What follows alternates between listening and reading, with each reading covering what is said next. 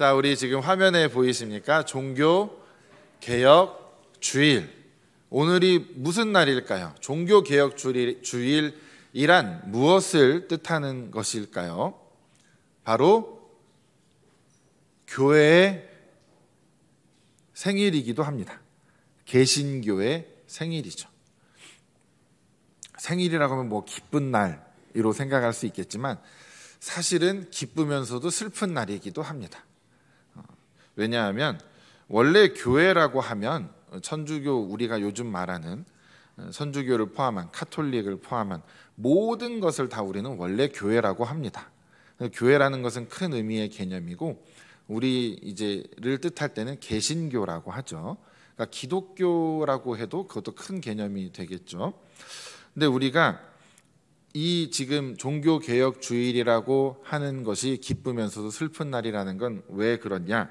바로 우리가 교회가 이제 하나님 말씀에서 조금씩 벗어나기 시작하면서 더 잘 하려고 하다가 이게 좀 과하게 된 부분도 있고 또 말씀을 제대로 해석하지 못해서 그렇게 된 부분도 있고 또 인간의 탐욕과 여러 가지 어떤 좋지 않은 습관들과 이런 것들 가운데 점점 기괴한 형태로 이제 교회가 자리 잡아 가는 것을 이제 루터가 말씀을 계속 보다 보니 아무래도 맞지 않는 것들을 발견하게 되면서 루터가 그 비텐베르크라는 그 성당 문에다가 이제 95개의 조항에 이제 교회가 잘못하고 있는 것들 또 뭐 교황이며 교회며 여러 가지 이런 그런 것들을 싹 일일이 적은 것을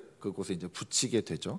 그것이 이제 처음 시작이 되는 겁니다. 그것으로부터 시작해서 이제 쫙 일파만파 퍼져가면서 그 개혁이 일어나게 되죠.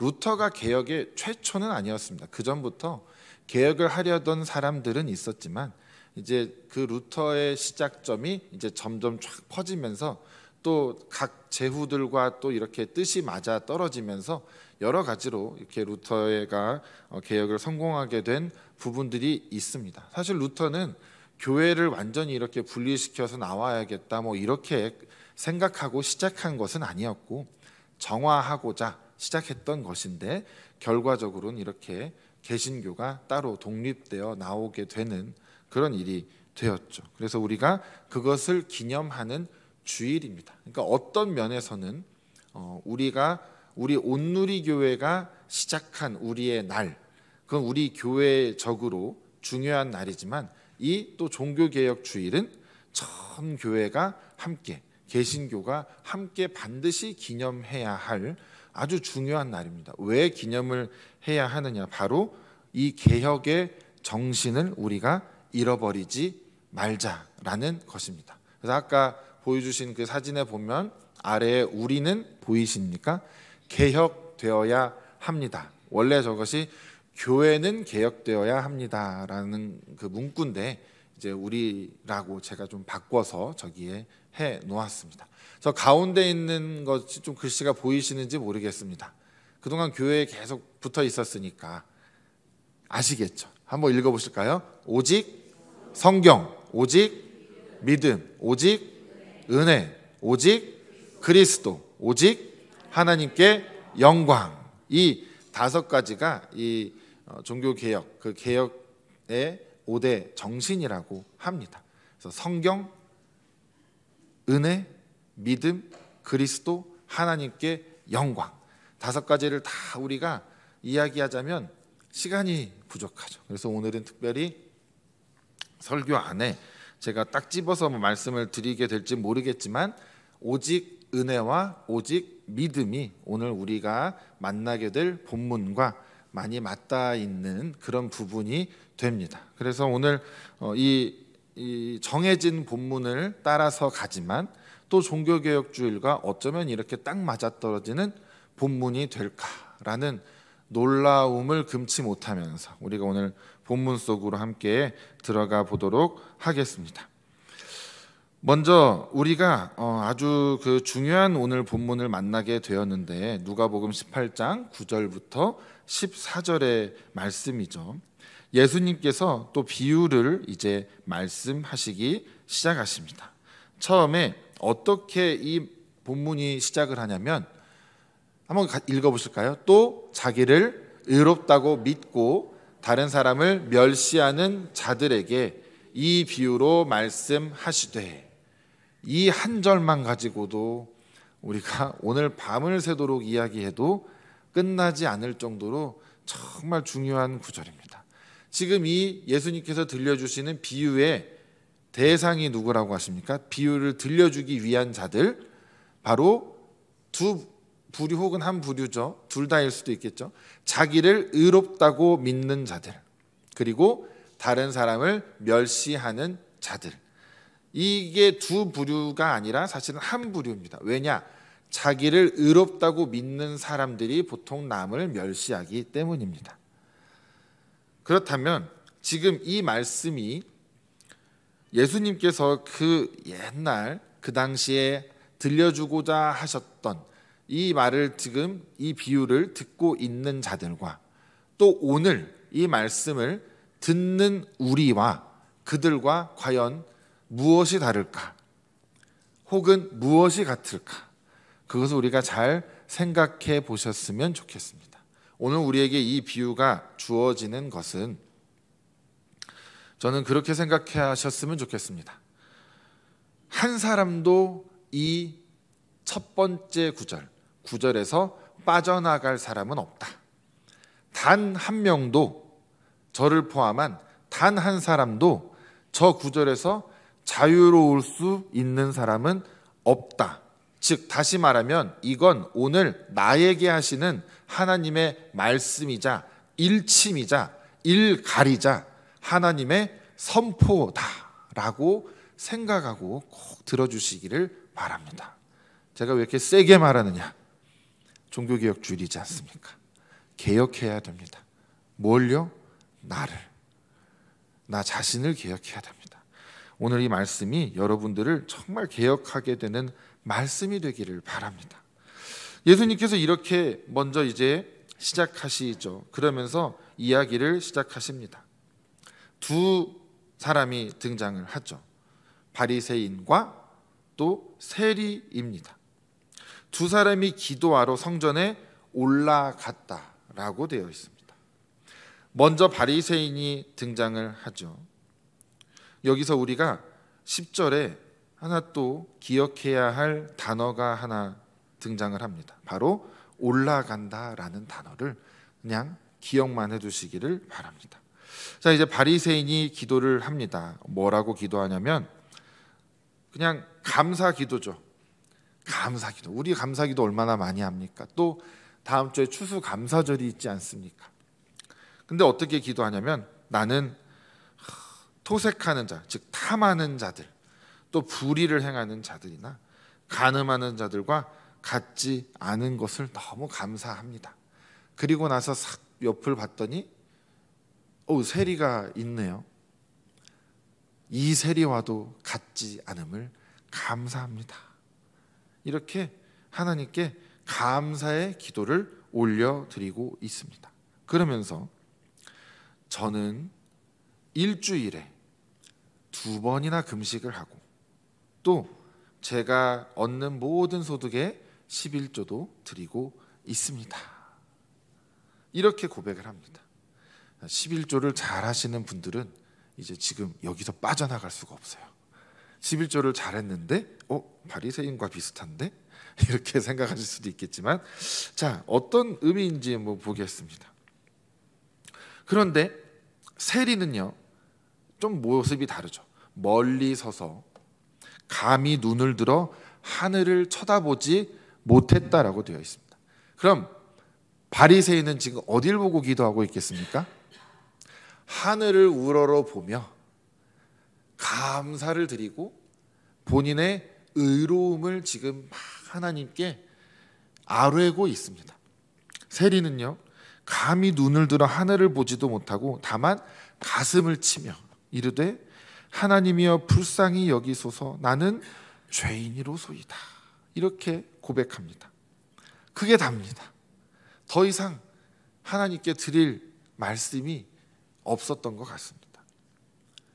이걸 다시 말하자면 이렇게 기도하는 겁니다. 가슴을 치면서 하나님, 이 죄인에게 자비와 긍휼을 베풀어 주옵소서.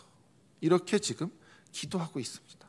실제로 새번역 성경에도 그렇게 번역이 되어 있습니다. 자, 그럼 이 사람들의 지금 모습을 우리가 보는 것이죠. 여러분들이 보시기엔 누가 더 좋아 보입니까? 누가 더 또 옳아 보이고 또 나아가 누구의 기도를 하나님께서는 더 기뻐 받고 계실까?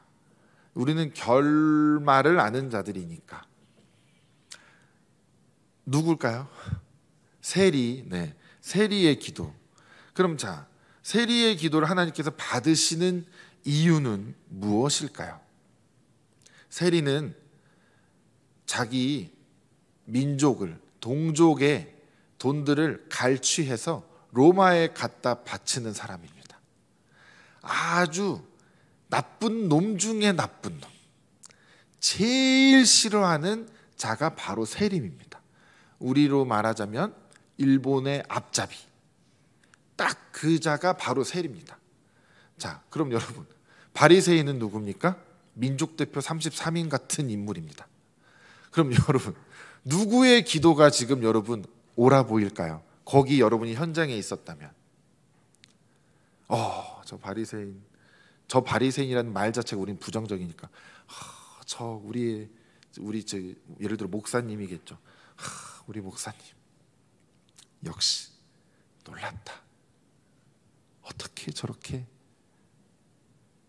매일매일 정해진 루틴에 따라서 금식을 빼놓지 않고 늘 감사기도를 드리며 성전에 와서 하나님께 두 팔 벌려 기도하며 어떻게 저렇게 성직자처럼 살아갈까? 너무 멋있다. 정말 존경스럽다. 분명히 우리는 그렇게 봤을 것입니다. 그렇지 않겠습니까? 그런데 세리를 보면 여러분들 어떤 생각을 하셨을까요? 기도 내용을 듣기나 할까요? 우리가 보는 순간 저 부정한 인간이 왜 여기에 와 있어? 부터 우리는 생각하게 될 것입니다. 저 부정한 인간, 저 우리 민족의 피를 뽑아다가 갖다 바치는 저 인간이 왜 여기 와서 지금 기도를 하는 것이냐 하면서 그 사람의 기도 내용은 들을 생각도 안 하고 그 사람이 죄인이라고 하는 걸 누가 들었다면 뭐라고 생각했을까요? 알긴 아네. 지도 양심은 있는가 보지. 알긴 아네. 그것도 모르면 저건 인간도 아니지. 짐승만 또 못한 인간이지. 이렇게 욕하지 않았을까요? 그거보다 더 심한 욕을 했겠죠. 차마 대놓고 욕은 못하죠. 왜요? 로마가 뒤를 봐주니까. 차마 대놓고 욕은 못하고 아마 수근수근대면서 속으로 엄청 욕을 했을 것입니다. 여러분, 그 제암리 교회 이야기 아십니까? 제암리 교회가 그 교회 안에서 마을 사람들이 다 이렇게 불타 죽은 굉장히 안타까운 사연이 있지 않습니까? 근데 그렇게 된 이유가 하나 있기는 합니다. 왜냐? 우리나라 전체가 3.1 그 운동을 할 때 그 비폭력 운동을 한 것이지만 제암리와 또 어떤 다른 지역에서 그 일본 순사를 잡아서 패다가 죽은 일들이 있었습니다. 그래서 제암리가 더 탄압의 대상이 된 것이죠. 그러니까 사실 그렇게 일본 순사, 일본의 앞잡이하는 사람을 함부로 건드리지 못합니다. 로마도 마찬가지로 로마인을 함부로 했다가 유대인이지만 로마 시민권이 있는 바울을 매질을 했다가 그 로마 병사들도 막 두려워하지 않습니까? 시민권이 있는 자들을 건드렸다. 그러니까 우리 속으로 욕을 하는 겁니다. 그런데 예수님께서 이렇게 말씀하십니다. 14절에 내가 너희에게 이르노니 저 바리새인이 아니고 이 사람이 의롭다 하심, 이 사람이 바로 세리죠. 세리가 의롭다 하심을 받고 그의 집으로 내려갔느니라 라고 예수님께서 정확하게 말씀해 주십니다. 지금 이들의 눈앞에 바리새인과 세리가 진짜 보이지는 않습니다. 예수님의 이야기 가운데 등장하는 것이죠. 하지만 이들의 현실 가운데 늘 보며 살아가는 사람들이지 않습니까? 그러니까 이게 비유지만 동떨어진 비유가 아니다 이 말입니다. 이들이 규정짓는 누가 봐도 죄인, 누가 봐도 의인인데 그 속을 들여다보니 예수님의 평가는 다릅니다. 이게 예수님의 평가뿐일까요? 하나님께서 내리시는 평가도 그와 동일하겠죠. 이들이 지금 올라가다라는 말씀을 제가 아까 드렸는데 이제 14절에 보니까 내려갔느니라 라고 예수님께서 말씀을 하십니다. 이 올라가고 내려가는 이 모습을 통해서 예수님께서는 이 비유 전체를 지금 아우르고 계시는데 이게 공간적인 이동만을 뜻하는 것이 아니라 우리의 신앙의 태도와 그 변화의 흐름을 다 담고 있는 단어가 됩니다. 올라갈 때 어떤 마음을 가지고 우리가 성전에 올라가야 하겠습니까?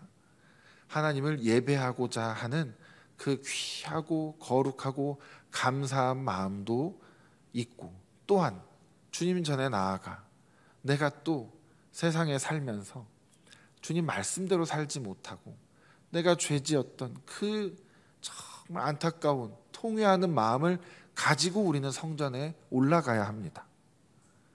그럼 내려갈 때는 어떤 마음을 가지고 내려가야 되겠습니까? 그 회개와 그 참회의 기도를 하나님께 올려드릴 때 하나님께서 우리를 불쌍히 여기시고 예수 그리스도의 보혈로 우리의 죄를 씻어주시는 그 경험을 하며 내가 다시 새롭게 됨을 거듭남을 경험하며 하나님의 은혜에 감사하는 마음을 가지고 내려가야 되는 것이죠. 여러분들이 이 성전에 오실 때와 가실 때, 올라오실 때와 내려가실 때 그 경험을 하지 못한다면 우리가 올라가는 것이 얼마나 무의미하겠습니까? 내려갈 때 오늘도 참 피곤하게 집에 가는구나. 육신은 좀 피곤할 수도 있겠죠. 하지만 마음은 절대 그렇게 돼서는 안 됩니다. 오늘 예배를 통해서 내가 또 하루를 또 한 주를 살아갈 힘을 얻었구나.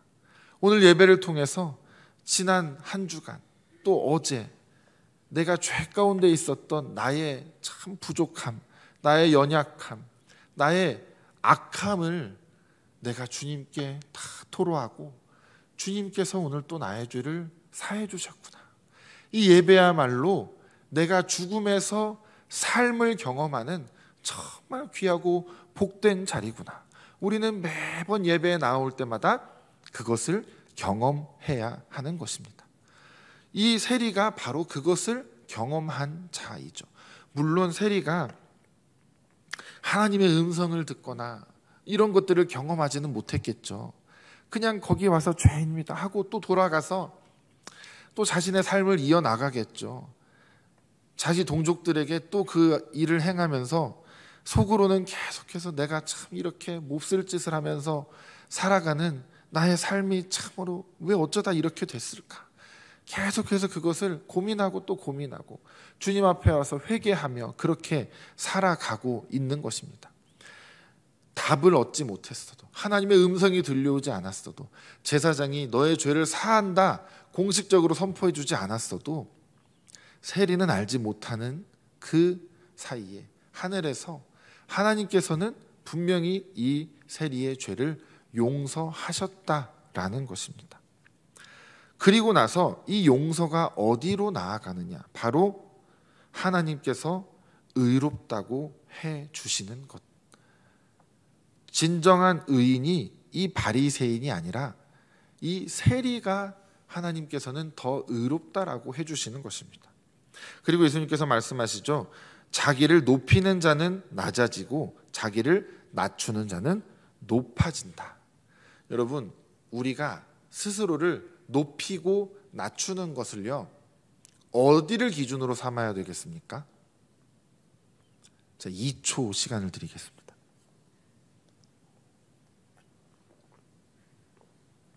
무엇을 기준으로 나를 높이고 나를 낮추고 또 나를 낮췄을 때 높아지고 내가 높아졌을 때 낮아진다라는 것이 무엇을 기준일까요? 하나님의 나라를 기준으로 생각하시면 됩니다. 자, 옆을 한번 둘러보시죠. 누가 세리고 누가 바리새인인지. 네. 누가 세리고 누가 바리새인일까요? 옆을 둘러보시면 보이십니까? 보이진 않죠. 이 중에 세리와 바리새인 안 계시니까. 하지만 이 중에 내 눈에 못마땅한 사람은 분명히 있습니다. 저는 하나님 앞에 확신합니다. 아니, 여러분들 저도 못마땅하실 때가 있으실 텐데 여러분들 간에도 당연히 있으실 거고, 실제 제가 아는, 더 이상 말은 하지 않겠습니다. 뭐 이렇게 같이 있다 보면 알게 모르게 알게 되는 게 있습니다. 그런데 신기한 건요, 제가 저보다 감히 우리 서혜 목사님 앞에서 이런 말씀 드리긴 그렇지만 저보다 이제 후배 목사들도 있지 않습니까? 가끔 뭐 얘기하다가 그 얘기를 합니다. 한 교회에서 오래 사역을 하다 보면 보이지 않던 게 보이는 게 있더라. 제가 실제 경험한 겁니다. 우리 온누리 교회에서만 제가 사역을 이제 해 나가다 보니까 1년 차, 2년 차, 3년 차쯤 되니까 몰랐던 관계들이 보이고요. 5년 차 때 또 보이는 관계가 있더라고요. 정말 신기합니다. 그 전까지는 저도 아직 그러니까 그 깊은 대화까지 들어가지 못했을 수도 있고 제 눈에 그냥 안 보였던 것일 수도 있습니다. 그리고 나서 이제 다시 와서 보니까 또 보이는 새로운 관계들이 또 있습니다. 물론 그 사이에 변한 관계들도 있습니다만은 그게 보이더라 이 말입니다. 그러니까 제 눈에 보이는데 하나님은 그냥 못 본 척하고 계시겠습니까? 하나님은 우리 속에 있는 것까지 다 보시는데, 겉으로는 아무렇지 않은 척 지내면서 속으로 미워하는 관계도 하나님은 다 아시는데, 여러분 하나님 앞에 가서 어떻게 하시겠습니까? 어려운 질문이죠. 자, 다시 돌아가서 높아지고 낮아지는 관계를 어디다 두냐? 옆에 있는 사람들에 두면 그거는 상대방에 따라서 계속 바뀝니다. 상대방이 사회적 지위가 높으신 분이면 우린 그 앞에 어이구 반갑습니다. 어이구 그러십니까? 이러고. 그렇지 않으면은 그냥 가나보다 아니면 신경도 안 씁니다. 새신자의 입장에서 그런 것들도 느껴지겠죠. 새신자가 사회적 지위가 높고 이런 분들이면은 교회에서 관심이 더 커집니다. 그분이 하나 좀 할 줄 아는 게 있으면 또 더 관심이 커집니다. 우리가 높아지고 낮아지는 게 기준이 사람에 따라서 바뀌면 안 되죠. 어디에다 둡니까? 하나님 나라입니다. 왜요? 우리가 최종적으로 살아갈 그 나라, 우리는 그 시민권을 지금 가지고 있는데 왜 세상의 시민권을 가진 사람처럼 세상의 기준에 맞추냐 이 말이죠. 우리가 높아지고 낮아지는 기준을 두는 건 내 원래의 소속, 내가 시민권을 가지고 있는 하나님 나라의 기준에 맞춰서 거기에 법도에 따라서 우리는 높아지고 낮아지는 것을 행해야 되는데, 그렇다면 우리가 할 수 있는 것 딱 하나밖에 없습니다. 하나님 나라에서 높아지고 질 사람이 누가 있겠습니까? 하나님 나라에서 나는 이제 좀 높다라고 하는 순간 하나님을 보게 될 텐데, 그 앞에서 감히 내가 높다라고 하실 수 있는 분이 대체 이 세상 어디에 누가 있겠냐 이 말입니다. 우리는 하나님 나라를 살아가는 자, 즉 하나님 앞에 서 있는 자의 마음을 가진다면 언제나 낮아질 수밖에 없죠. 내가 조금이라도 높아져서 어떤 사람이 나로 인해서 상대적 박탈감을 경험했다? 하나님 나라에 들어갈 자격이 그만큼 상실되었다고 보시면 됩니다. 구원은 하나님께 있기 때문에 제가 판단할 문제는 아닙니다만, 제가 하나님이 아닌 걸 다행으로 생각해야 될 수도 있겠죠. 저 스스로도 마찬가지죠. 제가 어떤 잣대를 가지고 지금 높아지고 낮아지는 거, 그게 다시 말하자면 나에게 기준이 있다라는 건데, 내 기준이 사람마다 다 다르겠죠. 그럼 그 잣대를 누구에게 들이대는 순간 그 잣대는 정확히 나에게 그대로 돌아오게 됩니다. 누군가는 나를 똑같이 그 잣대로 바라보게 되는 것이죠. 그러니까 어렵습니다. 그러니까 복잡합니다. 그러니까 틀어지고요. 그러니까 누구는 이 바리새인처럼 누구를 경멸하기도 합니다. 심지어는 얼마나 부끄러운지 그 사람을 보면서 안도감을 갖습니다. 진짜 사람이 이렇게 추악할 수가 없죠. 다른 사람을 보면서 안도감을 갖는다니요. 사람이 가져서는 원래는 안 되는 마음입니다. 다른 일을 보면서 나는 다행이다. 이게 사람이 가질 마음은 아니죠. 제가 그런 마음을 품어본 적이 없다라는 말을 하는 것도 아닙니다. 저나 여러분들이나 다 거기서 거기입니다. 그러니까 우리가 하나님 앞에 낮아지는 자가 되어야 한다 이 말입니다. 그러면 서로 낮아지지 못해서 안달이 난 사람들처럼 살아가면요 얼마나 평화스러운지 아십니까? 여러분들 가끔 가게 식사하시고 서로 계산하겠다고 막 화내는 분들 계시죠. 아니 내가 하겠다는데 하는데 손은 전혀 지갑에 가지 않고 있는데 화는 내시는 분들. 아니 내가 하겠다고요. 근데 전혀 지갑이 어디 있는지도 몰라요. 자기 지갑이 어디 있는지도 몰라요. 그건 말뿐이고요. 실제로 정말 계산하려고 막 카드 들고 나가서 막 이 사람 저 사람 하는데 봤더니 다른 사람이 나오면서 내가 들어올 때 계산했지. 얼마나 아름답고 평화롭습니까? 서로 사주지 못해서 안달이 나는 그 모습들. 서로를 얼마나 사랑하고 위하면 그러겠냐 이 말입니다. 서로를 얼마나 대접해주고 싶으면 그러겠냐 이 말이죠. 우리가 어디에서나 그래야 됩니다. 어디에서나 서로를 배려하고 서로의 상처를 보듬어주고 때로는 상처를 봐도 덮어주고 못 본 척 오히려 그것 때문에 더 어려워할까 봐 봐도 때로는 못 본 척 해줘야 되고 내가 못 본 척 했으면 다른 데 가서 말도 하지 말아야 되고 우리가 얼마나 배려해야 될 것들이 많습니까?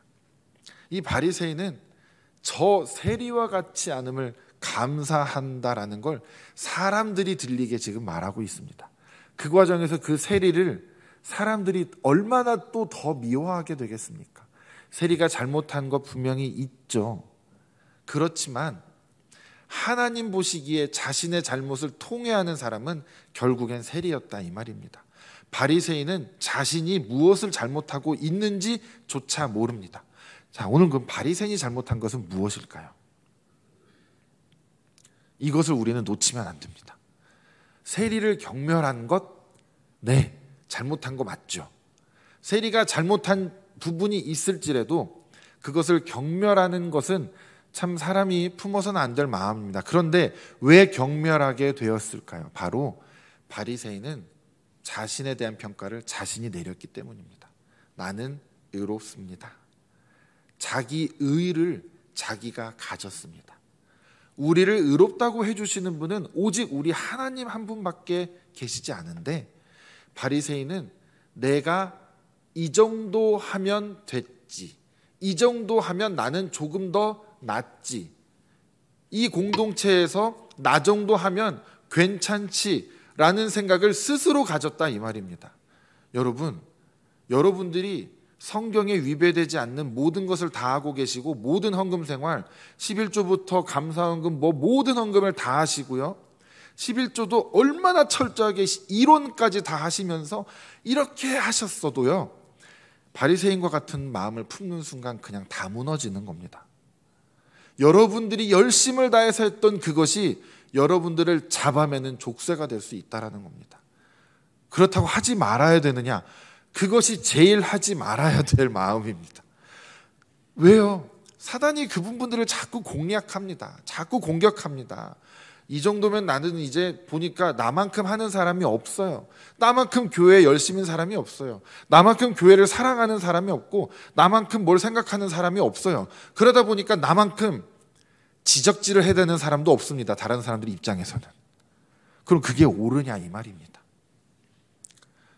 나만큼 판단을 하는 사람도 없습니다. 다른 사람들이 볼 때. 그렇다는 건 차라리 어떨 때는요, 적당히 하고 적당히 하는 사람이 좋아 보일 때가 있습니다. 그 사람이 절대 잘하고 있다는 것은 아닌데 참 그래서 어렵습니다. 열심을 다해서 하고 처음엔 다 순수하죠. 다 정말 열정이 있고 다 감사로 시작하는데 하다 보니 어느덧 그것이 나의 의가 되어 있다라는 겁니다. 그게 너무나 슬픈 지점이죠. 너무나 안타까운 지점이면서 너무나 무서운 지점입니다. 우리가 절대 그렇게 돼서는 안 되겠죠. 바로 종교개혁이 그런 부분에서 일어난 것입니다. 루터가 봤더니 이건 아닌 겁니다.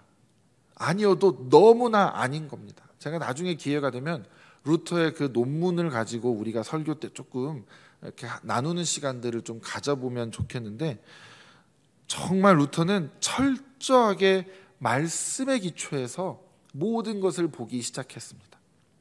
오직 은혜에 기초했고 오직 믿음으로만 그것을 받아들여서 그 믿음으로 말미암아 하나님 앞에서 의롭다 함을 받는 것, 그것만이 오직 우리를 구원의 길로 이끈다라는 것을 루터가 너무나 중요하게 깨달은 겁니다. 면죄부며 뭐며 수많은 것들, 수많은 외형적인 것들이 절대 우리를 구원의 길로 데려다 주지 못한다라는 것을 루터는 깨달았습니다. 우리 로마서 3장 23절 말씀부터 한번 읽어보실 텐데요. 천천히 저랑 또박또박 같이 읽어보겠습니다. 앞에 화면을 보시고 읽겠습니다. 모든 사람이 죄를 범하였음에 하나님의 영광에 이르지 못하더니 그리스도 예수 안에 있는 속량으로 말미암아 하나님의 은혜로 값없이 의롭다 하심을 얻은 자 되었느니라. 이 예수를 하나님이 그의 피로써 믿음으로 말미암는 화목 제물로 세우셨으니 이는 하나님께서 길이 참으시는 중에 전에 지은 죄를 간과하심으로 자기의 의로우심을 나타내려 하심이니 곧 이때에 자기의 의로우심을 나타내사 자기도 의로우시며 또한 예수 믿는 자를 의롭다 하려 하심이라. 그런즉 자랑할 때가 어디나 있을 수가 없느니라. 무슨 법으로냐 행위로냐 아니라 오직 믿음의 법으로니라. 그러므로 사람이 의롭다 하심을 얻는 것은 율법의 행위에 있지 않고 믿음으로 되는 줄 우리가 인정하노라. 아멘. 이 말씀 그대로입니다. 모두가 죄를 범했고 아무도 자신의 행위로는 의롭다함을 얻을 수 없다. 이 말씀을 루터가 보는 겁니다. 또 앞에 로마서 1장에서도 오직 의인은 믿음으로 말미암아 산다 라는 그런 말씀들을 루터가 쭉 보면서 그렇구나, 다른 어떤 행위가 우리를 구원해 주는 것이 아니구나. 하나님 앞에서는 내가 오직 믿음, 무엇을 믿습니까? 오직 그리스도, 그리고 그 그리스도가 우리에게 행하신 일들이 기록되어 있는 오직 성경, 그것이 우리에게 베풀어 주신 오직 은혜임을 믿을 때 우리에게 그것이 실제적인 구원으로 오는 것이며, 그때 비로소 하나님께서 우리를 의롭다라고 칭하여 주시는 것입니다. 우리가 의롭다라는 게 아니라 의롭다라고 칭해 주실 뿐입니다. 무엇을 근거로요? 26절 오늘 방금 읽으신 자기의 의로우심을 나타내사, 우리 예수 그리스도께서 의로우시기 때문에 그 의로우심을 우리에게 덧입혀 주셔서 우리도 의롭다라고 봐주시고 칭해 주시는 것이지, 우리가 정말 100% 아무것도 위배되는 것을 하지 않았다고 해서 그것이 우리를 의롭게 해주는 것은 아니다. 그것을 오늘 루터가 이야기하고 있고, 오늘 예수님께서도 이 세리의 기도가 자신을 하나님 앞에 죄인이라고, 나는 죄인입니다라고 고백할 수 있는 그 마음이 어떤 행위보다도 더 중요하다라는 것을 오늘 우리에게 가르쳐 주시는 것입니다. 그래서 우리가 이것을 우리의 점검하는 것으로 삼아야 합니다. 우리의 외형적인 신앙도 점검해야 되죠. 내가 교회에서 신앙생활하면서 내가 이것도 했고 이것도 했고 그동안 열심히 몇 년간 몇십 년간 이것을 해왔다라는 그 자족감이 혹시 나를 채우고 있는 건 아닌가? 내가 그래도 이만큼 했지 않았나라는 그 마음이 나를 강하게 붙들고 있지 않은가? 그렇지 못한 사람들을 볼 때는 나도 모르게 은연중에 그 사람들을 은근히 무시하면서 내가 그래도 더 낫지라는 생각을 한 번이라도 가져본 적은 없는가? 나는 그럼 세리와 같은 그 기도의 자리로 나아간 적은 없는가? 내가 인생이 삶이 어려울 때, 괴로울 때 도와주세요. 주님 어렵습니다. 주님 살려주세요라는 기도는 그렇게 하면서 주님 저는 죄인입니다라는 기도는 어찌 나는 그렇게 해본 적이 없는지, 내가 죄인임을 고백하는 그 기도는 나는 과연 하나님 앞에 얼마나 드려왔는지, 그리고 그것이 내 개인에서만 끝나는 것이 아니라 우리 공동체 안에서 서로를 겸손과 서로 더 낮아지는 마음으로 내가 얼마나 그동안 우리 서로를 섬겨왔는지, 5년 했다고 10년 했다고 15년 했다고 20년 했다고 이제 할 만큼 했지 않습니까? 라고 내가 그 말을 할 자격이 과연 나는 되는지, 하나님 앞에서 그 사람 앞에서야 얼마든지 그 자격이 됩니다. 하셔도 돼요. 그런데 그걸 했을 때 벌어지는 일들은 저는 책임을 못 집니다. 하나님이 보실 때 그것이 의로운 일이 아니기 때문이죠. 내가 아무리 열심히 누구를 섬겼어도 하나님 보시기에 내가 죄인입니다라는 그 마음이 없으면 그것은 나의 의로 끝나게 되고 하늘에서 받을 상급을 이미 땅에서 내가 다 받아 먹은 것으로 끝난다라는 것입니다. 그러니까 오늘 우리가 이 말씀을 통해서 우리가 세리와 같은 기도를 하는 자들이 되었으면 좋겠습니다. 나는 죄인이 아니라는 생각부터 우리는 하나씩 고쳐나가야 됩니다. 하나님 앞에 우리 모두는 죄인이고요, 하나님 앞에 우리는 다 납작 엎드려야 하는 자들입니다. 옆 사람을 보는 순간 우리는 이상한 길로 빠지게 됩니다. 하나님만 바라보시면서, 그리고 하나님을 통해 나를 또 보시면서, 말씀을 통해 나를 보시면서 우리가 하나님 앞에 내가 누구인가를 생각하시면서 내가 이 믿음으로 의롭게 된 그 은혜를 누리는 자임을 기억하시는 그런 우리가 되시기를 간절히 부탁드립니다. 주님 감사합니다. 오늘도 말씀을 통하여 우리를 깨우쳐 주시고 가르쳐 주심에 감사를 드립니다. 우리가 이 말씀을 통하여서 정말 낮아지고 정말 주님 앞에 내가 죄인임을 깨달으며 나의 어떤 행위도 나를 의롭게 해줄 수 없음을 기억하는 우리가 될 수 있도록 주여 인도하여 주시옵소서. 감사드리며 예수님의 이름으로 기도드렸습니다. 아멘.